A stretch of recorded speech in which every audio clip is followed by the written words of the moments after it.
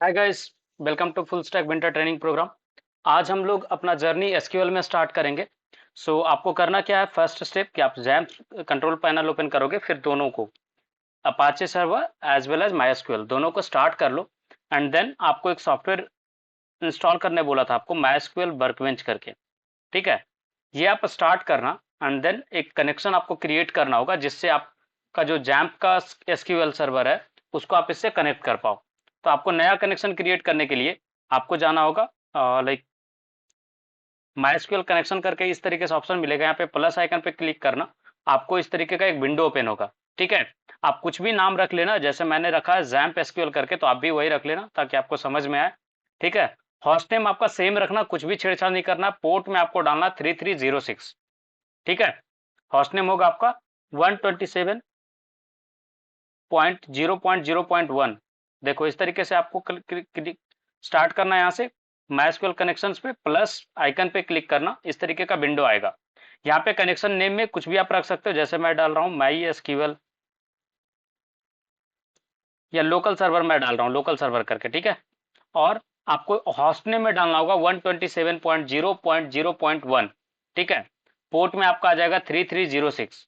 उसके बाद फिर आप यहाँ से कर सकते हो टेस्ट कनेक्शन बिफोर, लाइक कि आप कनेक्ट करो, आप ये चीज करना। ठीक है, ओके करना ये सेट। उसके बाद फिर आप यहाँ पे टेस्ट करने के बाद आप यहाँ पे ओके पे क्लिक करोगे तो आपको एक कनेक्शन क्रिएट हो जाएगा। ठीक है, मेरा पहले से क्रिएट किया हुआ था तो मैं इसको डिलीट कर रहा हूँ। ठीक है, तो आप क्रिएट कर लो कनेक्शन, जब आपका कनेक्शन रेडी हो जाए देन मुझे पिंग करो मैसेज में कि वो चीज़ आपका क्रिएट हो गया है। और जिनके पास नहीं है लाइक माई एसक्यूएल वर्कबेंच, वो क्या करेंगे कि वो आप यहाँ पे आना, जैम कंट्रोल पैनल पे, और एडमिन वाला बटन पे आप क्लिक करना, आपका ब्राउजर में इस तरीके का विंडो ओपन हो जाएगा। ठीक है, तो ये चीज़ कर लो, जिनके पास माई एसक्यूएल वर्कबेंच है जो स्टेप मैंने बताया वो फॉलो करो, और ओपन हो जाए फिर पिंग करो कि आपका ओपन हुआ या नहीं हुआ। ठीक है,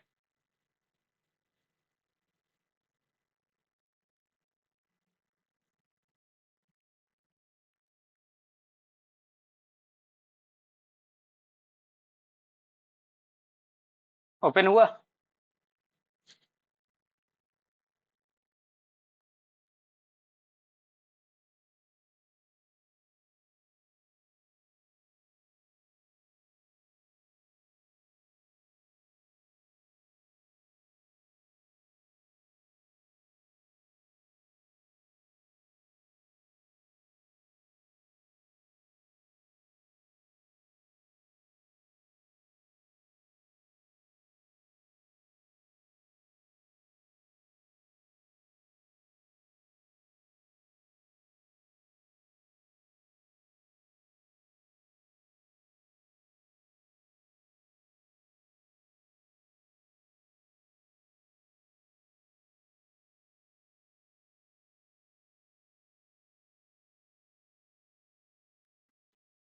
चलो ठीक है, मैं आगे बढ़ रहा हूँ। ठीक है, अब कहानी है कि आपको सिखाता हूँ। लास्ट क्लास में मैंने बताया था कि कैसे क्रिएट करते हैं डेटाबेस को, बट मैं उस पर डबल क्लिक करना, आपका इस तरीके का विंडो ओपन हो जाएगा। ये कर लो एंड देन फिर बताओ कि आपका ओपन हो गया हो। ठीक है, ये वो सेगमेंट है जहाँ पे आप एसक्यूएल के स्निपेट्स लिखोगे और वो एग्जीक्यूट होगा और आपका डेटाबेस बनते जाएगा। ठीक है,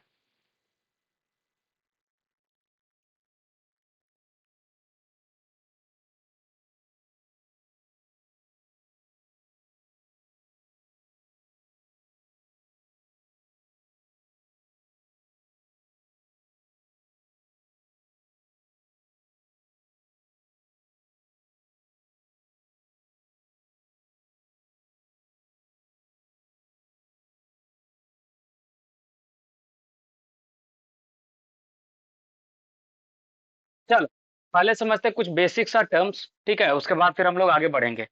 देखो माइस्क्यूएल डेटाबेस जो यूज होता है ना आपका, वो आपका हमेशा रिलेशनल डेटा सेट के लिए यूज होता है। जब भी आपको ऐसा रिक्वायरमेंट्स होगा जहाँ पे आपका रिलेशनल डेटा है, तभी आप यहाँ पे रिलेशनल डेटाबेस को लेकर के आओगे और उसमें माइस्क्यूएल यूज करोगे आप। माइस्क्यूएल दिखने में आपका लाइक जैसे एक्सेल सीट होता है उस तरीके का आपका बनेगा फाइनल आउटपुट। ठीक है, अब कहानी ये होता है आपका पूरा डेटाबेस का, ये है कि जैसे आप एक्सेल सीट बहुत सारे बनाते हो और उसको एक फोल्डर में रखते हो, तो वो एक फोल्डर को आप बोल सकते हो कि लाइक आपका किसी चीज से रिलेटेड आपने डेटा रखा। ठीक है, तो एसक्यूएल में भी आपका उसी तरीके से डेटाबेस का नाम आपका फोल्डर के नेम की तरह रिप्रेजेंट करेगा, और जितने भी आप एक्सेल सीट बनाए हो तो यहाँ पे वो सारे चीज टेबल के रूप में कंसिडर किया जाता है कि वो सारे टेबल्स आपके वो फाइल्स हो गए। ठीक है, अब इसमें कुछ इंपॉर्टेंट चीज है जो आपको समझना इंपॉर्टेंट है। पहला चीज डेटाबेस, कि डेटाबेस होता क्या है। तो डेटाबेस में क्या होता है ना कि आप रिलेटेड डेटा को एक जगह पे रखते हो और वो पूरा सेगमेंट ही डेटाबेस कहलाता है।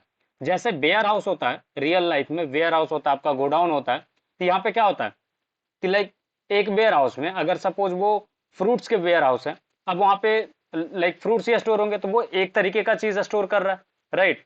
आप अगर ई कॉमर्स के वेयर हाउस में एंटर करोगे तो उनका सेगमेंटेशन किया हुआ होता है, लाइक कि कुछ रैक्स हैं जो अलॉटेड है, लाइक इलेक्ट्रॉनिक्स को, कुछ रैक्स हैं जो अलॉटेड होंगे आपके क्लॉथिंग्स को, ठीक है, कुछ होंगे जो और भी अदर कैटेगरीज को अलॉटेड होंगे। तो वो सारा जो सेगमेंटेशन किया हुआ है वो यहाँ पे उसी तरीके से टेबल के लिए सेगमेंटेशन किया जाता है। ठीक है, कि आपका अलग अलग तरीके का डेटा अलग अलग टेबल में रखा जाता है। ठीक है, और वही टेबल जो है वो मैट्रिक्स की फॉर्म में डेटा होता है और वो एक्सेल के जैसा दिखता है, दिखने में सिमिलर होता है। अब यहाँ पे जब एक्सेल का टर्म आया तो वहाँ पे रो और कॉलम भी आएगा, समझ में आ रही बात। तो रो में क्या होता है कि एक रिलेटेड डेटा, जैसे सपोज करो कि मैं एक स्टूडेंट का डेटा स्टोर कर रहा हूँ, तो क्या होगा एक रो में ही उसका सारा डेटा रखा जाएगा, और क्या क्या डेटा रखना है वो सारा कॉलम्स होगा। जैसे मुझे नेम रखना है, उसका ईमेल आईडी रखना है, मोबाइल नंबर रखना है, किस कोर्स में इनरोल्ड है वो रखना है, उसका लास्ट अटेंडेड कॉलेज का नेम रखना है, ये सारा डिटेल क्या होगा कॉलेज नेम बन जाएगा, सॉरी कॉलम नेम बन जाएगा। क्यों? क्योंकि आप सोचो हर स्टूडेंट के लिए ये सारी चीज रिपीट हो रहे या नहीं हो रहे, हमें तो हर स्टूडेंट का रिक्वायरमेंट होगा ना, ये सारी चीज रिक्वायरमेंट होंगी या नहीं होंगी, जो बताओ, सोच के देखो।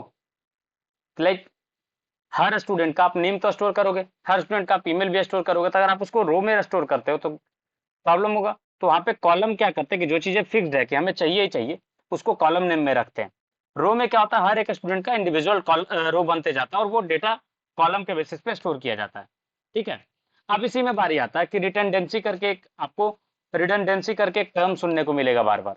रिडंडेंसी में क्या होता है कि आप अगर एक ही डेटा को बार बार रिपीट करके स्टोर कर रहे हो तो क्या लगता है आपको सही चीज है? सोच के बताओ।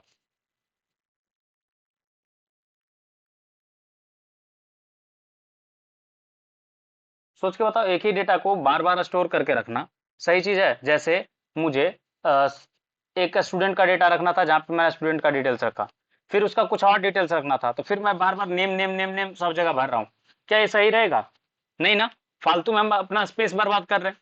तो यही चीज रिडंडेंसी कहलाता है, क्या स्टोरिंग डेटा को ट्वाइस या उससे ज्यादा बार आप रख रहे हो तो वो आपका लाइक बार बार यूज में आ जाता है। प्राइमरी की में क्या हो जाता है कि लाइक आपका अब वो की होता है जो यूनिक होता है पूरे टेबल में। ठीक है, हर पर्टिकुलर रो के लिए वो यूनिक होगा जिससे आपका पता चलेगा कि आपका लाइक दो डेटा के बीच में आप डिफरेंशिएट कर पाओगे। ठीक है, डिफरेंशिएट कर पाओगे, और ये नीड क्यों है वो मैं बताता हूँ। इसका नीड इसलिए है कि सोचो आप खुद कि आप एडमिशन लेते हो कहीं भी, किसी भी कॉलेज में आप पढ़ रहे होगे, ठीक है, आपने फी पेमेंट करा होगा, राइट। तो फी पेमेंट आप करते हो तो ऐसा हुआ है कभी कि लाइक सुनील ने पेमेंट करा और किसी और सुनील का पेमेंट अपडेट हो गया? ऐसा हुआ है क्या सुनील? बताओ, आपने फी पेमेंट करा और किसी और का फी पेड दिखा रहा है और आपका बता रहा है कि आपका भी ड्यू है, कैसा लगेगा बताओ सोच करके? क्योंकि सुनील नेम तो कॉमन हो सकता है ना, बहुत सारे का हो सकता है।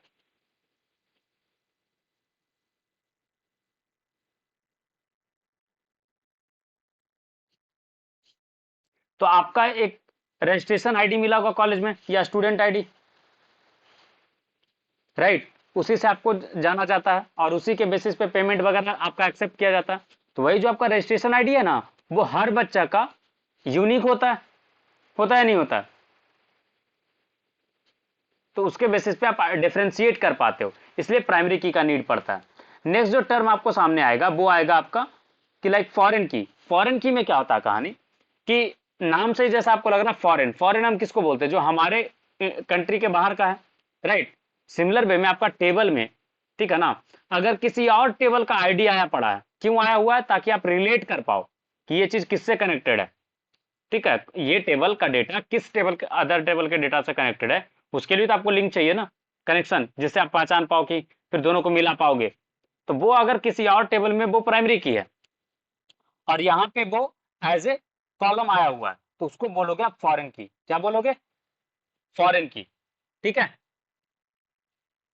फिर आती है बारी कंपाउंड की। कंपाउंड की का मतलब क्या होता है कि कभी कभी ऐसा सीन होता है ना कि लाइक आप एक कॉलम को आईडी नहीं बना पाते हो, प्राइमरी की नहीं बना पाते हो, तो उस समय ना आपको दो कॉलम को या दो से ज्यादा कॉलम को मिला करके यूनिक बनाना पड़ता है।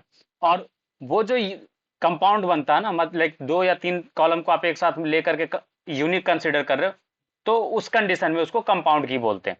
जैसे इंडियन कॉन्स्टिट्यूशन में देखो क्या है कि अगर किसी पार्टी, इलेक्शन पार्टी को मेजोरिटी नहीं मिलता तो क्या होता है, दो या दो से अधिक पार्टी मिल करके गठबंधन कर करके लाइक फिर वो गवर्नमेंट फॉर्म करते या नहीं करते? तो अगर आपका दो या तीन से कॉलम मिला करके आपका यूनिक बन जा रहा है चीजें, ठीक है, तो आप फिर क्या करोगे, उस चीज को कंपाउंड की कंसिडर करोगे। ठीक है। फिर आती बारी इंडेक्स कि इंडेक्स करना डेटाबेस को।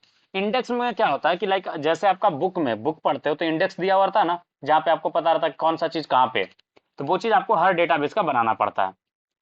फिर है रेफरेंशियल इंटीग्रिटी। रेफरेंशियल इंटीग्रिटी में क्या होता है कि आपको ये ध्यान में रखना पड़ता है कि आप जिसको फॉरेन की बता रहे हो, ठीक है, वो डेटा वहां पे एग्जिस्ट करना चाहिए। पता चला आपने यहाँ पे फॉरेन की डिक्लेयर कर दिया, वहां पे वो एग्जिस्ट ही नहीं कर रहा, तो क्या ये सही होगा? सोचो कि मैंने सुनील का आईडी जनरेट करा, ठीक है, इसका यूनिक नेम आईडी वगैरह जमा बनाया, और जहां पे पेमेंट एक्सेप्ट हो रहा ना, वहां पे मैंने इसका आईडी लाइक डाला कि ये आईडी का पेमेंट ये है, ठीक है, और जो मैं डेटाबेस बनाई यूजर वाला जहां पे सुनील का अकाउंट है, वहां पे मैंने आईडी नहीं डाला, ठीक है, मेन जो सुनील का डेटा जहाँ पे वहां पे आईडी मैंने नहीं अलॉट करा, और पीछे वाले में उस आईडी से डेटा लाइक करा कि पेमेंट एक्सेप्ट हो गया, फिर भी सुनील को ड्यू दिखाएगा नहीं दिखाएगा? सोच के बताओ। ड्यू दिखाएगा, राइट। तो ड्यू दिखाएगा तो ये चीज कैसे पता चलेगा? तो आपको रेफरेंशियल इंटीग्रिटी ध्यान में रखना पड़ता है कि हाँ, आप तभी उस चीज को फॉरेन की डिक्लेयर करो जब आपको पता हो कि वो चीज वहां पे एग्जिस्ट कर रहा है। ठीक है। अब चलो एक एक चीज करके आपको यहाँ पे समझाएंगे। माई एसक्यूएल का यूज क्यों है वो बताता हूँ कि माई एसक्यूएल जो पहले टेबल फॉर्मेट में डेटा है तो इजी टू लाइक अंडरस्टैंड है, ठीक है, और काफी आसान तरीके से चीजें रख पाते हो आप यहाँ पे, और इजी टू लर्न है, कस्टमाइज कर सकते हो। ठीक है ना। माई आपने इंस्टॉल कर लिया है। अब हम लोग आगे बढ़ेंगे और सबसे पहला जो चीज़ है वो हम लोग सीखेंगे। पहला चीज़ ये है कि हम लोग को डेटाबेस देखना सीखना है कि डेटाबेस क्या कैसा होता है, कैसे दिखता है। देखो यहाँ पे अगर आप देखो तो ये सारा डेटाबेस है, ये साइड में आपको दिख रहा है ना, ये सारा का सारा डेटाबेस है। कंपनी नेम से पेमेंट, पीएचपी माई एडमिन जो ऑलरेडी बाय डिफॉल्ट सबके पास होगा, ये स्टीयर स्टीयर टीएचआर डेमो, स्टीयर थ्रू मेन टेस्ट, ये by default PHP my admin और टेस्ट बना हुआ था, ट्रेनिंग, ये आपके लिए डेटा सेट मैंने बनाया था लास्ट क्लास में अगर आपको याद हो तो। ठीक है। अब इसी में आते हैं टेबल्स। टेबल्स यहाँ पे देखो एम्प्टी है अभी, ठीक है, तो मैं क्या करता हूँ कि इसको डिलीट कर रहा हूँ। ठीक है, चलो ड्रॉप कर रहा हूँ इसको मैं। चलो अब वो एग्जिस्ट नहीं कर रहा। देखो शुरू से मैं सिखा रहा हूं कि पहले क्रिएट कैसे करते हैं। ठीक है, किसी भी चीज को क्रिएट कैसे करते हैं, तो पहले आपको करना होगा यूज। देखो माई स्क्यूएल वर्कबेंच में काम कर रहे हो ना, तो यहाँ पे तो ऑलरेडी मैंने कनेक्ट करके रखा, तो यूज करने का नीड नहीं है। ठीक है, तो आप यहाँ पे डायरेक्टली लिख सकते हो क्रिएट, वो कीवर्ड है जिससे डेटाबेस क्रिएट होता है, ये क्यूरी है। देखो ये जो सिंटैक्स हम लोग लिखने वाले हैं ना, इसको बोलते हैं एसक्यूएल, स्ट्रक्चर्ड क्यूरी लैंग्वेज। ये जैसे आप दोस्त से बात करते हो तो क्वेश्चन करते हो ना, सिमिलर तरीके से इसको आप इंस्ट्रक्शंस दोगे और ये उसको एग्जीक्यूट करके आपके लिए चीजें करके देगा। जैसे मैंने बोला क्रिएट डेटाबेस, ठीक है, और डेटाबेस का नाम मैं बोल रहा हूँ ट्रेनिंग नाम का डेटाबेस क्रिएट करो। ठीक है, और जैसे ही मैं सेमी कोलन लगाऊंगा, इसको ये समझ में आ जाए कि हाँ यहाँ पे ये चीज क्लोज हो गया। देखो जिनका ये माई एसक्यूएल वर्कबेंच नहीं है वो क्या करना, आप जैम्प में जाना, जैम्प कंट्रोल पैनल पे यहाँ पे एडमिन करके आपको ऑप्शन दिख रहा हो, क्लिक करना, आपका विंडो में ओपन हो जाएगा। ठीक है, और जब विंडो ओपन हो जाए तो आपको कहाँ पे लिखना है क्यूरी, वो बता दे रहा हूँ। वो आपको लिखना है यहाँ पे, पहले तो आप बैक आ जाना, किसी में इंटर करके मत रहना, न्यूट्रल, न्यूट्रल में आप एसक्यूएल पे जाना और यहाँ पे आप क्यूरी लिख सकते हो, और यहाँ पे गो जो बटन है इससे आपका रन होगा। ठीक है, चलो माइस्क्यूएल वर्कबेंच में मैं आ रहा हूँ, और आई गेस फॉन्ट साइज थोड़ा सा बड़ा करना पड़ेगा आपके लिए। क्लियर है, अब दिख रहा होगा सही से। ठीक है, तो हमने क्या नाम दिया कि क्रिएट करो डेटाबेस ट्रेनिंग। ठीक है, जैसे ही आप इसको सेव करते, सेव या ऑटोमेटिकली होते जाता है, सेव होने के बाद इसको आपको रन करना है। तो रन करने के लिए क्या है ना, यहाँ पे आपको ऑप्शंस मिलेंगे, ठीक है। एग्जीक्यूट द स्टेटमेंट, है ना, तो आप एग्जीक्यूट करो इसको। डेटाबेस बन गया, किस नाम से, वन रो अफेक्टेड करके बोला, और डेटाबेस ट्रेनिंग करके बन गया होगा। अब इसको रिफ्रेश कर लेना, ये स्कीमा में देखो अभी तक ट्रेनिंग नहीं दिख रहा, आपने क्रिएट किया, रिफ्रेश करोगे देखो एक ट्रेनिंग करके डेटाबेस यहाँ पे आ जाएगा। करके देखो डेटाबेस अगर बन गया तो सक्सेसफुल, नहीं बना तो फिर आप बताओ किसका किसका बन गया, जैसे फटाफट बताते जाना। इसके लिए डेटाबेस क्रिएट करने के लिए जो क्यूरी यूज होता है वो यूज होता है आपका क्रिएट डेटाबेस। जैसे आप फोल्डर बनाते हो ना, उसी तरीके से आप फोल्डर बना रहे हो, एक तरीके से आप डेटाबेस में आप एक फोल्डर बना रहे हो जहाँ पे आप अपने प्रोजेक्ट से रिलेटेड सारा टेबल को एक जगह पे रखोगे। सोचो ना कि आप फाइल्स बनाते जाओगे सिर्फ और उसको एक फोल्डर में नहीं अटैच करोगे तो आपके लिए मुश्किल हो जाएगा ना उसको संभालना, हैंडल करना, राइट। तो हम क्या करते हैं कि अलग अलग प्रोजेक्ट के लिए अलग अलग डेटाबेस बनाते हैं। क्लियर है, तो इस तरीके से फॉलो करना है। शांतनु आपका बना, शशि, सुनील, अच्छा सर ठीक है, शशि का बन गया। सत्यम, साथ में करते जाओ क्योंकि एसक्यूएल साथ में करना, ठीक है, बाकी में आप वीडियो देख के करते रहना, ठीक है, चलेगा, बट एसक्यूएल आप लोग ना सही से सीख लो, क्योंकि ये चीज नहीं सीखोगे ना तो फिर पीएचपी से कनेक्शन वगैरह तो सिखा दूंगा, नॉर्मल सा स्क्रिप्ट है, कोई दिक्कत नहीं उसमें। इसको समझना इंपॉर्टेंट है क्योंकि हर जगह आपको काम में आएगा और बहुत बड़ा रोल प्ले करेगा। सुनील आपका हो गया, शांतनु,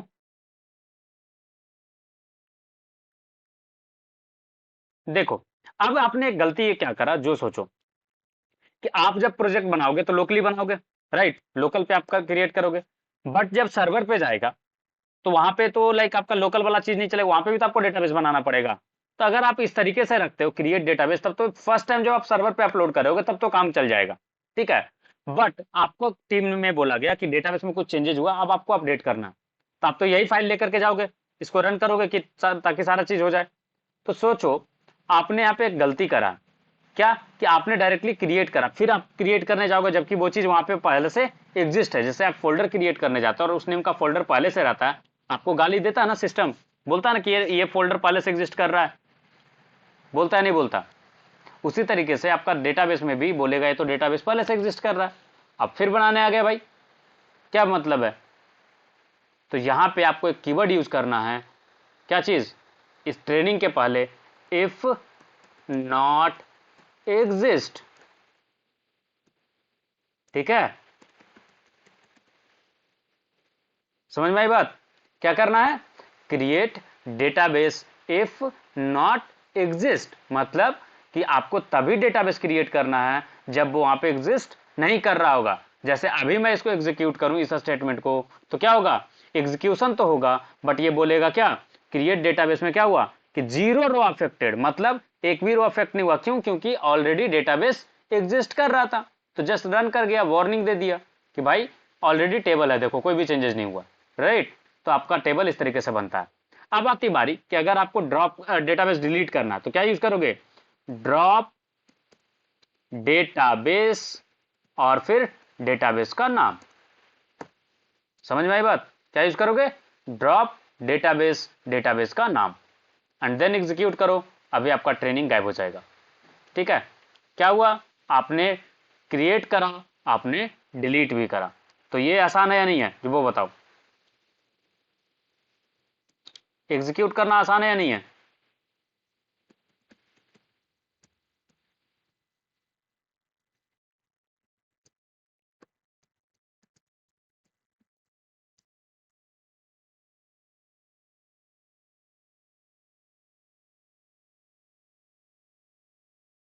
ठीक है, चलो यहां पे अब आते हैं, अब यहां पे आ जाएगा हमारा,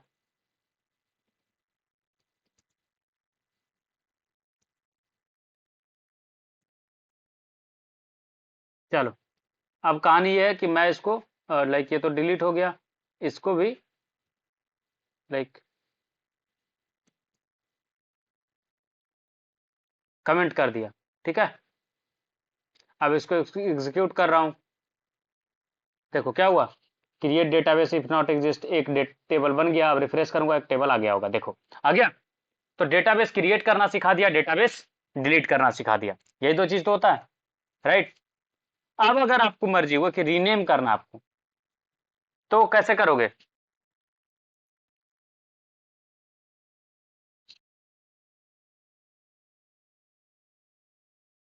अगर आपको क्रिएट किए जाने के बाद फिर आपको अगर डिलीट कर दिया उसके बाद एक और चीज बचता है, वो है रीनेम करना। तो रीनेम कैसे करोगे?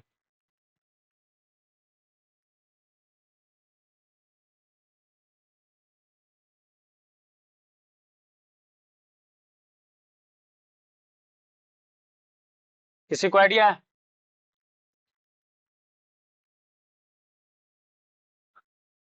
ट्राई करो, क्या आता है उसके बाद बताओ।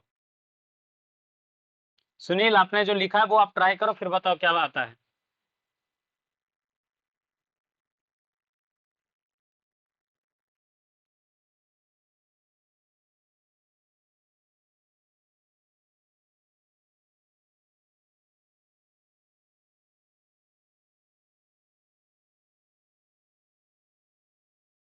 क्या है सुनील?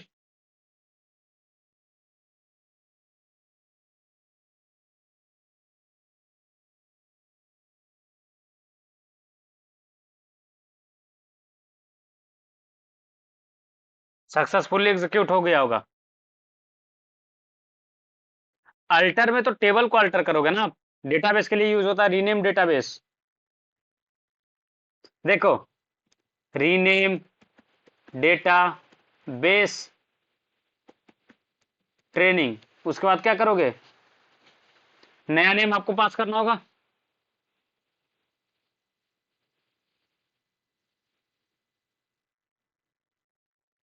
नया डेटाबेस का नाम क्या रखना है आपको, वो बताओ।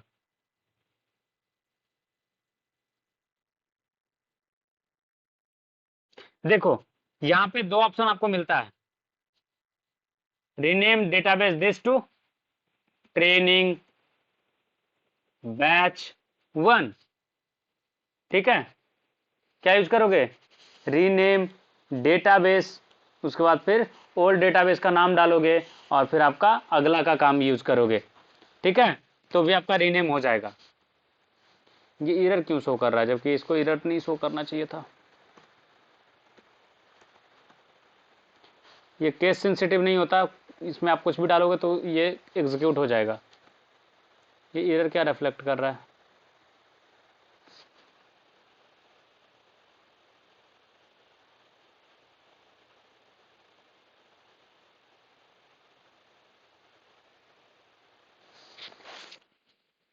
ये एरर क्यों दे रहा?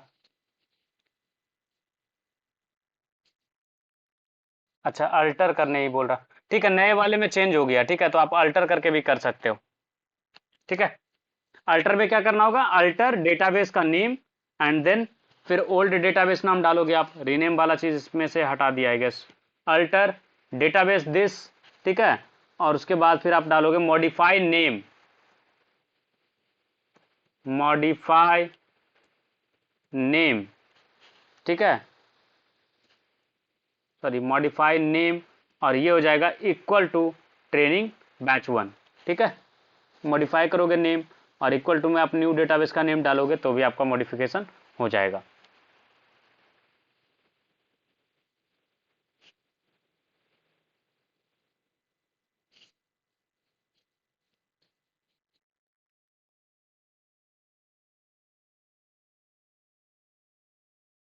आपका ये एरर शो कर रहा है, एक सेकंड मुझे एक चेक करने दो एसक्यूएल के ऊपर डायरेक्टली। मॉडि इसको रिफ्रेश कर लो सो दैट कि ट्रेनिंग जो बनाया वो आ जाए। यस, आ गया है। चलिए ठीक है, पहले हम चूज कर लेंगे इस डेटाबेस को ताकि इसी पे क्यूरी एग्जीक्यूट हो। और यहाँ पे आप कर सकते हो अल्टर डेटाबेस, और यहाँ पे आ जाएगा आपका ट्रेनिंग। Modify name. अच्छा, नेम मॉडिफाई करने का ऑप्शन नहीं दे रहा। Rename database. ये कुछ कुछ क्यूरीज को चेंज किया है, just give me second guys. Training, और ये हो जाएगा NITRA ट्रेनिंग 2, और फिर नया नाम दे सकते हो आप ट्रेनिंग _1, ठीक है, एग्जीक्यूट करो। Keyword at the end statement rename at position 0। ये कुछ चेंजेस किया है, जस्ट क्यूरी करने दो मुझे, इसका क्या एरर दे रहा है, क्योंकि पहले सिंटैक्स यही थे, कुछ कुछ चेंजेस किया है। ठीक है,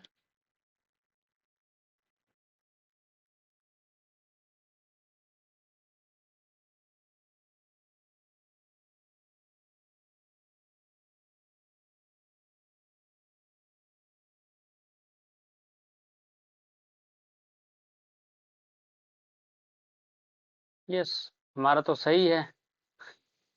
लाइक कि आप डायरेक्टली मॉडिफाई कर सकते हो, रीनेम ही सब बोल रहा है, रीनेम टेबल स्टेटमेंट।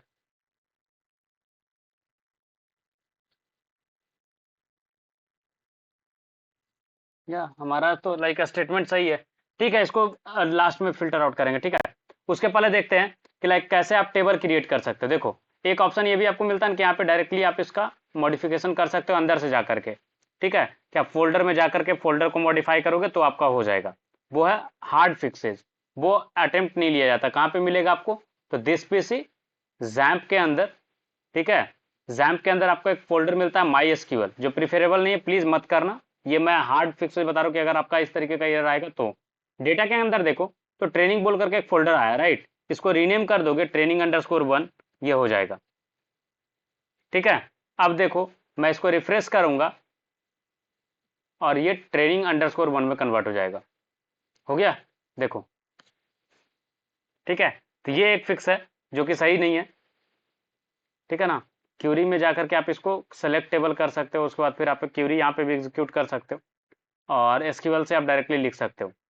तो जैसे मैं यहाँ पे रीनेम वाला चीज कर रहा था तो प्रॉब्लम हो रहा था। चलो ठीक है, अब आते बारी कि टेबल कैसे क्रिएट करेंगे। तो टेबल क्रिएट करने के लिए क्या होता है, ये स्टेटमेंट मैं हटा रहा हूँ, ये आपको रीनेम वाला मैं कल फिक्स करके बताता हूँ कि क्या इसका एक्चुअल में है। थोड़ा सा रिसर्च करना पड़ेगा, चेंजेस हुआ है कुछ कुछ। ठीक है, तो टेबल क्रिएशन के लिए क्या होता है, टेबल का नीड क्या है। जैसे फोल्डर के अंदर आप फाइल्स बना के रखते हो, सिमिलर तरीके से आपको यहाँ पे सपोज करो ट्रेनिंग फोल्डर के अंदर यूजर का एक डेटाबेस हमको बनाना है। ठीक है, अब यूजर का मुझे डेटाबेस बनाना है, तो हम कैसे बना सकते हैं, इसको training_1 कर लो, क्योंकि हमने वो चीज़ करा है। चलो ठीक है, training_1 हो गया।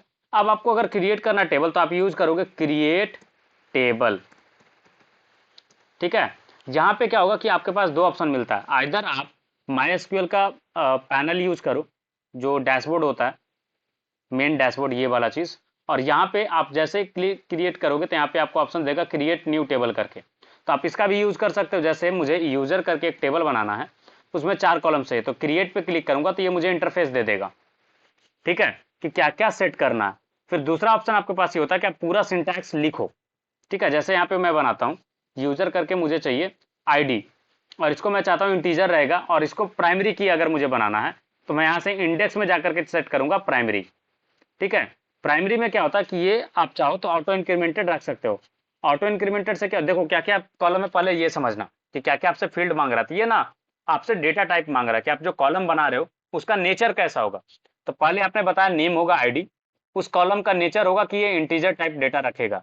लेंथ और वैल्यूज आप इसमें बता सकते हो कि कितना लंबा आपको चाहिए लेंथ, वो आप इसमें बताते हो। फिर है डिफॉल्ट, कि डिफॉल्ट में क्या वैल्यू रहेंगे। अगर आप चाहते हो कि आप इसमें डिफाइन करना तो डिफाइन करोगे, वो डिफॉल्ट वैल्यू चला जाएगा। नल रखना चाहते हो तो नल हो जाएगा। करेंट टाइम स्टैम्प, अगर कुछ जगह पे होता है ना कि आपको उस वक्त का टाइम स्टैम्प चाहिए, तो उसके लिए आप यूज कर सकते हो करेंट टाइम स्टैम्प। ठीक है, बट अभी फिलहाल मुझे चाहिए कि ये ऑटो इंक्रीमेंट हो, मतलब जैसे जैसे नया रो इंसर्ट होते जाए ये नंबर ऑटोमेटिकली बढ़ते जाए, एक से स्टार्ट हो, दो तीन चार पांच ऐसे करके बढ़ते जाए।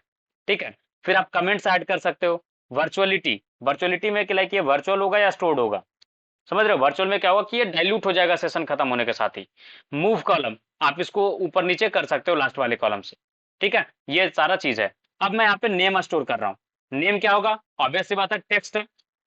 तो देखो, इसमें समझो क्या क्या चीज है। वेरिएबल कैरेक्टर में आप टेक्स्ट स्टोर कर सकते हो, टेक्स्ट का जो लेंथ है, जो आपका स्पेस ऑक्युपाई करेगा डेटाबेस में, वो बहुत ज्यादा ऑक्युपाई करता है।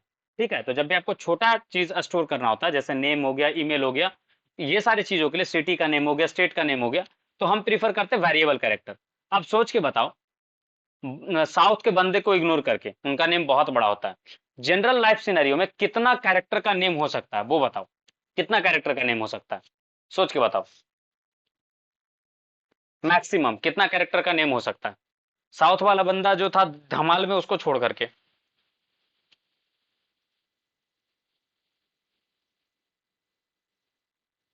नहीं सत्यम, 30 कैरेक्टर से ज्यादा होगा। सुनील, आप गलत सोच रहे हो। आप अपना कैरेक्टर जोड़ो। SUNIL, 5 कैरेक्टर तो ऐसे ही हो गए, स्पेस छठा कैरेक्टर KUMAR, 11 तो आपका ही हो गया। सोचो, हुआ है नहीं हुआ? तो 10 पे आप रोकोगे तो दिक्कत है। देखो, यही डिसीजन लेना होता है आपको टेबल क्रिएट करने वक्त। शांतनु, आपको क्या लगता है कितना कैरेक्टर होना चाहिए?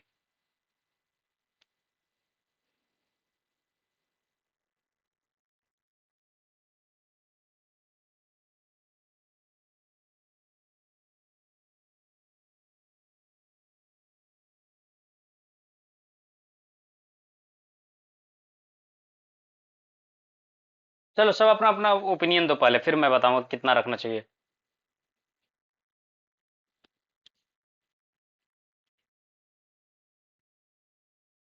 देखो, 75 रख लो, काफी है। ठीक है, साउथ का बंदा को इग्नोर करोगे तो हमने बताया कि 75 कैरेक्टर्स अलाउ करना।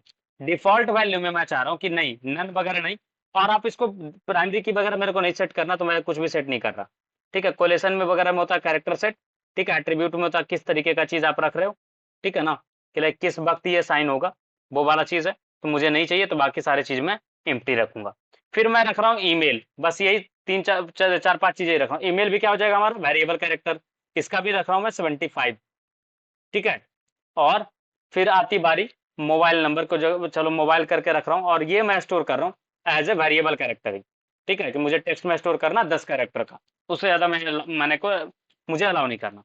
ठीक है, चलो, इसको अब एक और कॉलम में ऐड कर दे रहा हूँ मैं, कि लाइक लास्ट मॉडिफाइड करके, कि लाइक लास्ट टाइम इसमें कब मॉडिफिकेशन हुआ है, वो आपको डिटेल्स मिल जाए इसलिए। लास्ट मॉडिफाई में क्या कर रहा हूँ कि मुझे डेट टाइम दोनों चाहिए। तो यहाँ पे एक पैरामीटर मिलता है आपको, डेट और टाइम दोनों मिला करके। ठीक है, तो डेट टाइम मैंने चूज किया, और मैं चाहता हूँ कि बाय डिफॉल्ट बार बार मुझे भेजना ना पड़े डेटा। जैसे ही डेटाबेस में चेंजेस हो, ये ऑटोमेटिकली रिफ्रेश कर ले और खुद में भर ले। वो चीज मैं चाहता हूँ। तो मैं क्या करूंगा इसके लिए, कि मैं इसमें डाल दूंगा कि डेट टाइम ये खुद ब खुद ले। उसके लिए डिफॉल्ट वैल्यू यहाँ पे चूज करूंगा मैं, करंट टाइम स्टैम्प, कि जो अभी का टाइम स्टैम्प होगा, लास्ट टाइम जब ये बंदा इसको एडिट कर रहा होगा, उस वक्त का टाइम स्टैम्प उठाना। और एट्रीब्यूट में मैं सेट कर रहा हूँ कि ऑन अपडेट, जैसा इसमें अपडेट हो, करंट टाइम स्टैम्प फिल कर लेना भाई। ये चीज मैंने बोला। इसके बाद आपको यहाँ पे सेव बटन दिख रहा होगा, सेव बटन पे क्लिक करना, आपका ये क्रिएट हो जाएगा। ठीक है, मैं सेव बटन पे क्लिक कर रहा हूँ, देखो ये क्रिएट हो गया। ये इस तरीके का टेबलर स्ट्रक्चर है आपका। और आपको मैं इसको दिखाऊं तो वर्कबेंच में आता हूं, मैं इसको रिफ्रेश करता हूं। देखो, टेबल्स के अंदर अब मुझे एक यूजर करके टेबल दिख रहा है। इसको मैं जब अब जाऊंगा कॉलम्स के अंदर जाऊंगा, तो ये देखो, ये सारे कॉलम्स हैं। 5 कॉलम्स हमने बनाए थे, वो कॉलम्स हैं। ये चीज आ गया हमारे पास। राइट, अब देखो क्रिएट टेबल वाले से कैसे बनता है, जो सोचो। अब मैं एक फी करके बनाना चाह रहा हूँ एक टेबल, उसके लिए मैं एसक्यूएल लिख रहा हूँ। अब सोच के बताना, फी वाले चीज के लिए मुझे हर बच्चे का फी स्टोर करके रखना है। ठीक है, क्रिएट डेटाबेस माइस्क्यूएल क्यूरी की हेल्प से मैं एक डेटाबेस बनाना चाह रहा हूँ, जिसमें मैं फी का एक स्टोर करूंगा। तो कैसे रखूंगा, जो सोचो। क्रिएट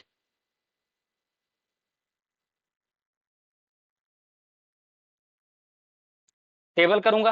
राइट, क्रिएट टेबल, फिर टेबल नेम मैंने डाल दिया। इसके बाद आपको स्टार्ट करना होता है स्मॉल ब्रैकेट, जिसमें क्या करोगे, आप सारे कॉलम्स के डिटेल्स बताओगे इसको।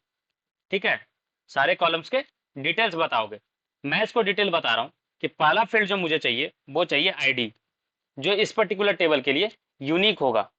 तो मैं क्या बताऊंगा, आईडी इंटीजर होगा। राइट, इसके लिए मुझे नंबर ऑफ कैरेक्टर नहीं बता, तो ऐसे ही रखूंगा। साथ ही साथ मैं चाहता हूं कि ये प्राइमरी की वगैरह सेट करूं, तो वो चीज हम लास्ट में इसको बना देंगे। ठीक है, लास्ट में उसके की ऐड करने के लिए सिखाएंगे आपको। इसके बाद मैं चाह रहा हूं कि पेमेंट का अमाउंट मुझे स्टोर करना है। तो अमाउंट क्या होगा, इंटीजर होगा। राइट, फिर मुझे स्टोर करना है पेमेंट मोड। पेमेंट मोड, और ये हो जाएगा हमारा वैर कैश। ठीक है, और ये हो जाएगा ऑनलाइन या फिर कैश, यही दो चीज हो सकता है मोड।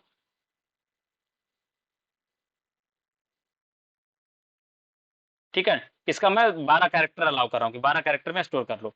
फिर कॉमा, फिर मैं एक्सेप्ट करना चाह रहा हूँ पेमेंट डेट, ठीक है, जो क्या हो जाएगा डेट फॉर्मेट में, राइट, यही होगा ना। डेट टाइम नहीं, डेट सिर्फ चाहिए मेरे को, डेट स्टोर करे, टाइम अलग स्टोर करना चाह रहा हूँ मैं। पेमेंट टाइम आप चाहो तो एक से साथ साथ रख सकते हो, वैसे ये ऐसे रख रहा हूँ मैं, ठीक है, कि पेमेंट का amount, payment mode, payment date, payment time. Payment for किस चीज के लिए पेमेंट आया है वो चीज, ये मैं वेरिएबल कैरेक्टर में स्टोर कर रहा हूँ, और इसका मैं दे रहा हूँ कि 50 कैरेक्टर्स में इसको समेट समेट लो, वो हो गया। फिर एक्सेप्टेड बाई में क्या करूंगा कि जो मेरा एडमिन का स्टाफ होगा वही तो एक्सेप्ट कर रहा होगा, तो मैं उसका आईडी यहाँ पे एक्सेप्ट करूँ, जो इंटीजर ही होगा बाय डिफॉल्ट, राइट, क्योंकि हम जो आईडी बना रहे हैं हर जगह वो क्या बना रहे हैं, इंटीजर बना रहे हैं, तो यहाँ पे हमने कहा कि ये एक्सेप्टेड बाई इंटीजर रहेगा। फिर है लास्ट मॉडिफाइड, और ये मैं चाह रहा हूँ कि लास्ट मॉडिफाइड जो है वो क्या रहे, डेट टाइम। तो इस तरीके से हमने बता दिया इसको, ठीक है, कि ये रहेगा।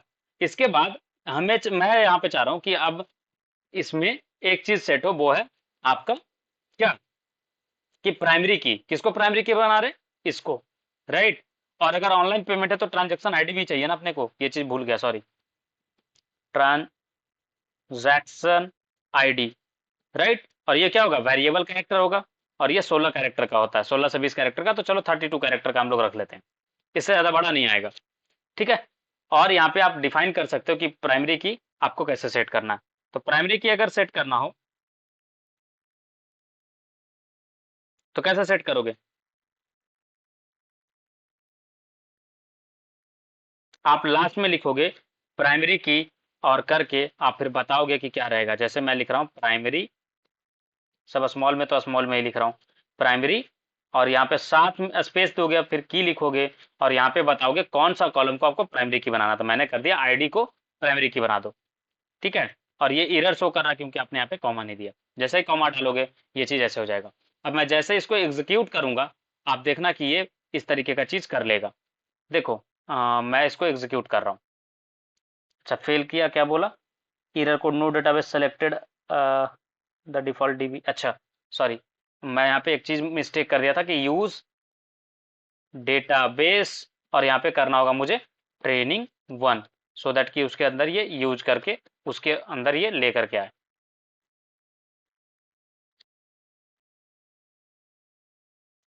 अच्छा सॉरी, एक चीज़ और मिस्टेक है, वो ये है कि आपको यहाँ पे यूज करने बजाय आप इसमें बताओगे किस चीज, किस में बनाना है।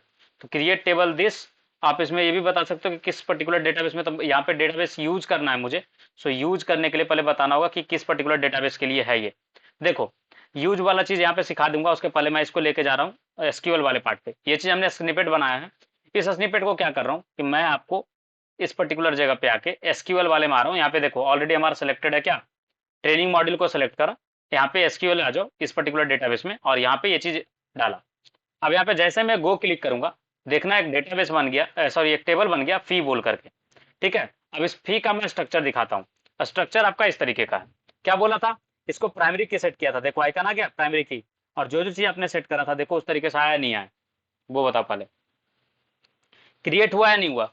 आपको भी मैं स्निपेट दे रहा हूँ, वो चीज आप डालो, और उसके बाद फिर बताओ ये चीज इंप्लीमेंट हो रहा है नहीं हो रहा।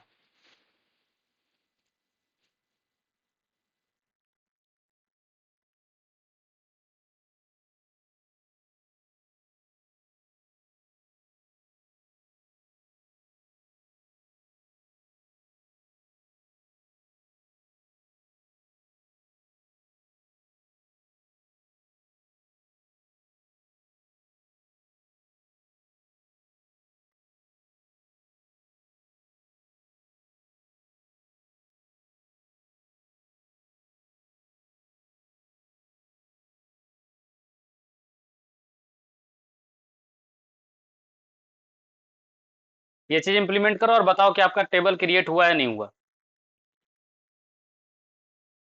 देखो यहाँ पे प्राइमरी की बन चुका है, ठीक है।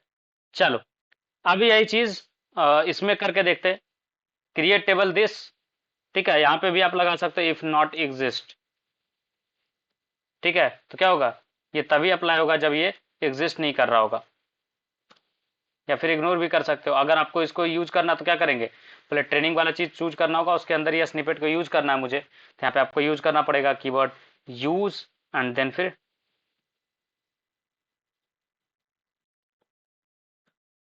ठीक है। ये यूज करने से क्या हो जाएगा कि आपका ये यूज में आ जाएगा। अब यहाँ से रन करोगे तो ये एग्जीक्यूट हो जाएगा।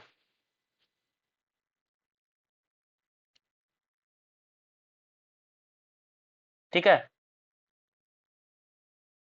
देखो ऑलरेडी एग्जिस्ट कर रहा था इसलिए बोला ये फी अंडरस्कोर वन कर दे रहा हूं मैं, सो दैट कि ये एग्जीक्यूट हो और आपको पता चले कि एग्जीक्यूशन हो रहा है। फी अंडरस्कोर वन करा, देखो अब इसको रिफ्रेश करूंगा मैं, यहाँ पे देखना एक और टेबल बन गया होगा सेम जो क्लोन होगा, देखो फी अंडरस्कोर वन बन गया है।